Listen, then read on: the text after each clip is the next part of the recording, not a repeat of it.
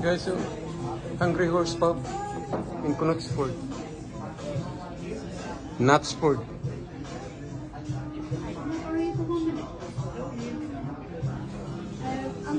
Itong mga menu nila. Yan.